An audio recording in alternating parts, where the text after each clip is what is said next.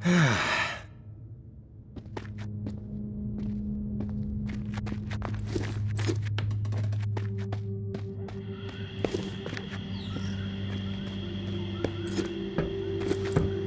at you on all channels, people. The Pawn King is open and the dealing can commence.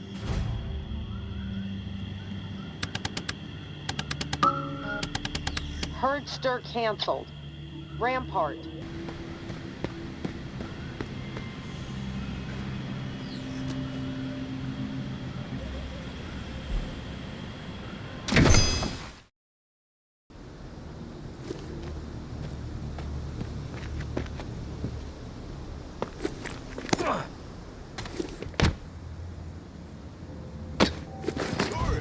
We've been staring at that door for hours hoping you'd come through it. Damn good to see you.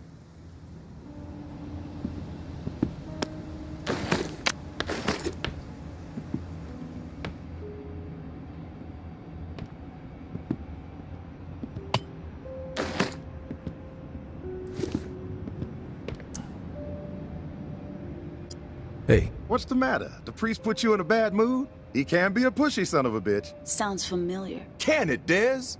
What did Father Carter have to say? Too much? That dude likes flapping his gums. Bottom line, he's down with the concept. He did have a few stipulations. He gave me a letter to give to you. That son of a bitch. All right, put it in the drawer.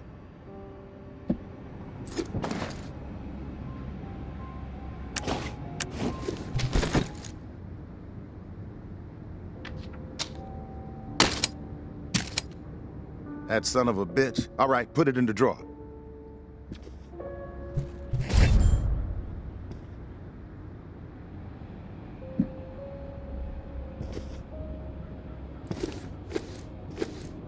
Man of God, my ass. He's a wolf, this guy. Shifty, but fuck it. He can have it his way. With the preacher bringing his exiles to the table, we will have people in every corner of this city. There's a whole lot of demand out there, tourists. And everybody in NOLA's gonna know that the Pawn King always delivers. It doesn't sound as cool as you think. Keep quiet, Dez. I'm doing business with the tourists. You'll get your cut once the goods start flowing through here from our exile friends. Sorry, I need a moment. Hold up, we're not finished.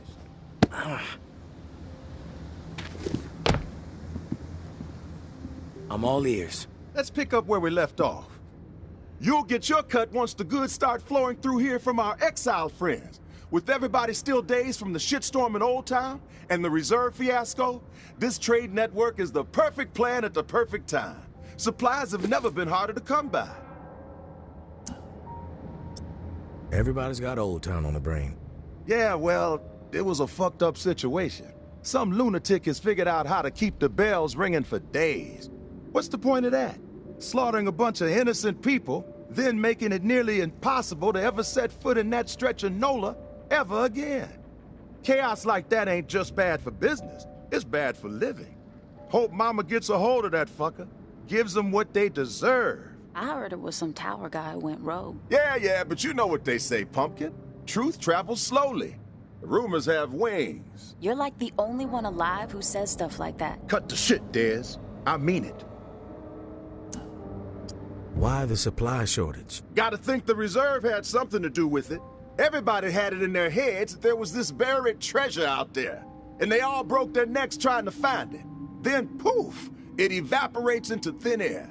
And all those folks who were depending on it gotta find another way to feed themselves. Now, some people might see that as a crisis. I see it as an opportunity. Another sign that we're all fucked. You need to shift your attitude, kid. Just make sure my cut is substantial, Sonny. Then we won't have a problem. I'll tell you what I tell all my associates. I haven't operated this fine establishment for 28 years, through a fucking apocalypse even, by breaking my promises. You've got my word, and my word is good as solid gold. It's true. He does say that to everybody. That's enough, Dez. One thing you gotta know about the exiles, they're like catfish, night feeders. So you'll need to venture out after dark to do business with them. Work that UV flashlight to find where they've set up shop. It's a whole different ballgame at night. But the exiles say it's the best time to scavenge. Less competition. Lots more loot. I'm not scared of the dark. I dig it. Soothes me. Okay, Dracula. Just giving you a heads up. Listen, while you're here, I got a favor to ask you. It would help the trade network out a whole lot. Our old friend Henri, he had stuff hidden all over this town. He was like a fucking squirrel. Couple of nuts here, couple of nuts there. Most of it I could care less. But he and I were in the middle of a deal for one of those stashes, and then he got himself dead. I happen to know where he hid it. You can keep whatever else you find, but the batteries, those belong to me. You expect me to risk my ass for 9 votes? It may seem trivial to you, I know, but the whole trade network relies on batteries to keep in touch. I know more than a few exiles who would gladly exchange their firstborn for one damn 9 vote. Better be worth it, Sonny. My patience has limits. Believe me, I have no intention of testing it. So it sounds like we got us a deal then. The spot ain't too far from here. An old recording studio in the French Quarter. Lots of fond memories. Henri and I used to do session gigs there. Him on slide, me on bass. We even played with Slim Dog Fortune once, if you can believe that. You knew Slim Dog?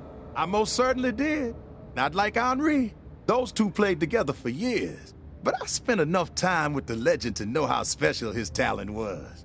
Back in the day, after Slim Dog met his maker, Henri would always be boasting about how Slim Dog told him he was the best slide player he'd ever seen. Even better than Slim Dog himself. Ha! Oh man, I miss that fool Henri. And he could play, there is truth to that. But better than Slim Dog? Come on now. The cat who owned the recording studio was a lunatic, Martinique the Martian Driscoll.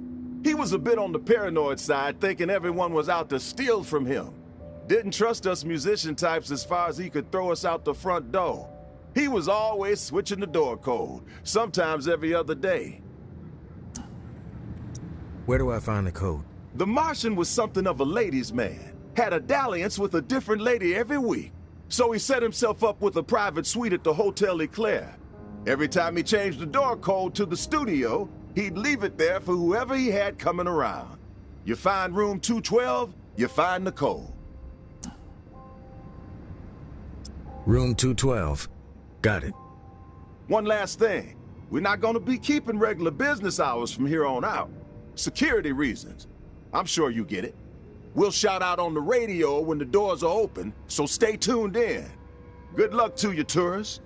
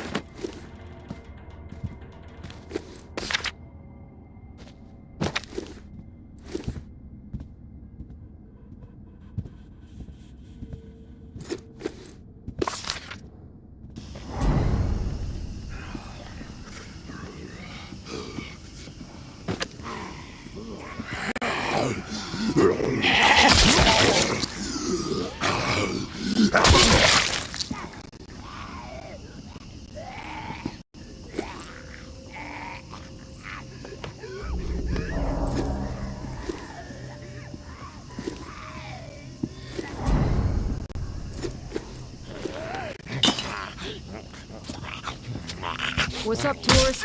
Bet you could use an order, huh? Here you go.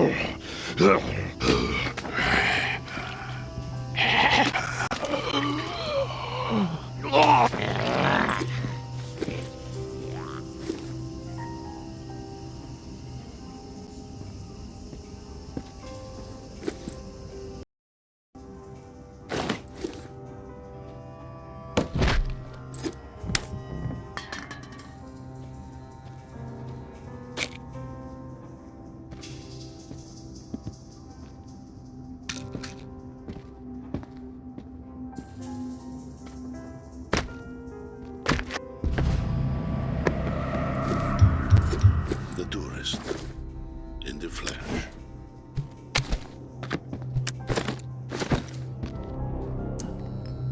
Who the fuck are you? I am Garrick.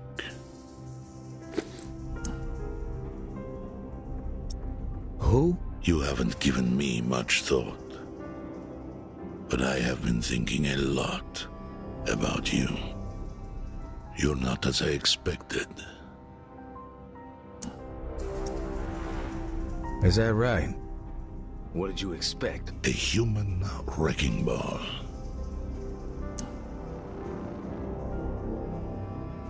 Yeah, that sounds about right. I have been looking forward to this.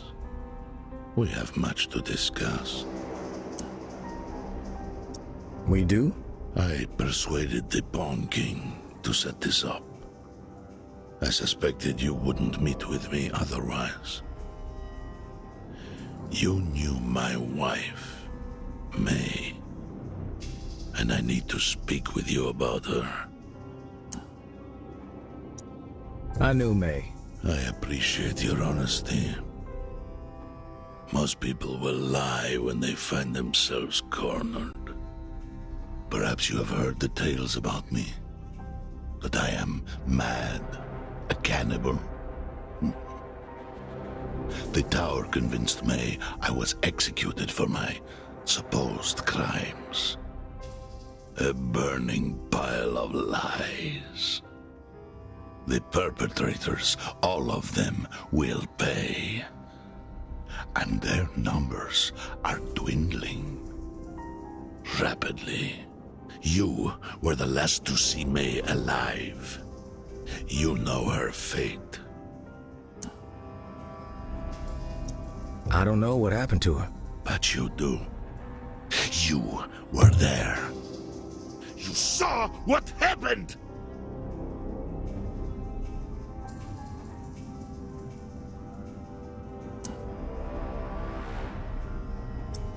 Listen, man, you lost your wife, I get it. But you need to chill the fuck out. I don't know what happened to her. Lies, exactly as I suspected. But the truth no longer matters. My decision has been made. You will face retribution. I told you it wasn't me. But if you're looking for a fight, then let's cut to the chase. I'm grateful we had the chance to speak, tourist. To put a face to a name. Our paths